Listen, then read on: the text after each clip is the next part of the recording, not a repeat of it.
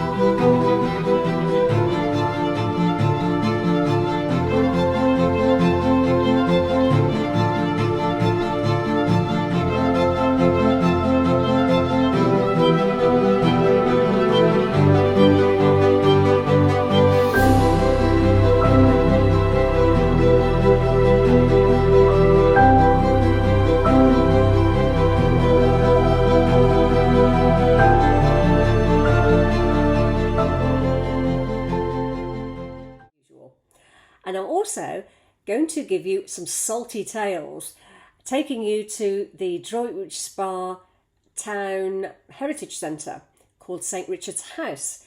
And I'm just going to read from the Salt Museum's information, because it talks about the relationship between Droitwich Spa and its historical facts with the connection with salt.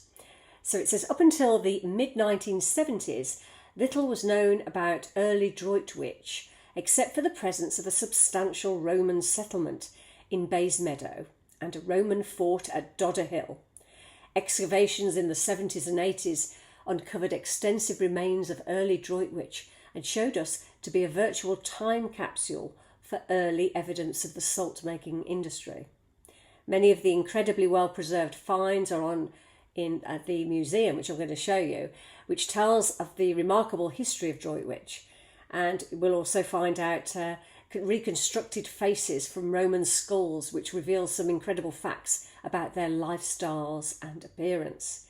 Now, the reason why Droitwich has salt, I'm just about to read, is just how it says on their website, just how did Droitwich come to have brine streams running beneath it all? So if you know about Droitwich, and I've mentioned in the past that we've got a Lido full of salt.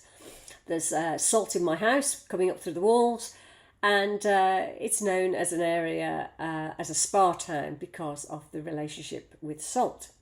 It says about 200 million years ago, the area was being periodically flooded with seawater, and in the hot climate the seawater would evaporate, leaving salt behind, and as the process was repeated, the salt became concentrated into thick deposits, and over the course of time this rock salt was buried under a deep bed of clay which lies beneath large parts of the Midlands today.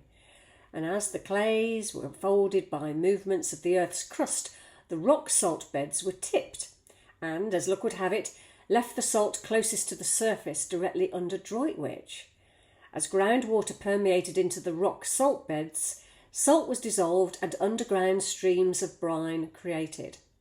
As a result of natural pressure, the brine was forced back to the surface through clay fissures to emerge at the surface as brine springs. The brine, being easily available, readily appearing on the surface in springs, was no doubt a very important factor for the development of early salt making in Droitwich all those years ago. And I mentioned that with John Corbett, who built the Chateau Impney as his home. He was the Salt King, which I've mentioned in previous times in another video. So I'm about to show you around the Heritage Centre. I might do a brass rubbing as well, and have a bit of fun. And I hope you enjoy the rest of the video. Just about to go into the Heritage Centre, so we'll see what we find.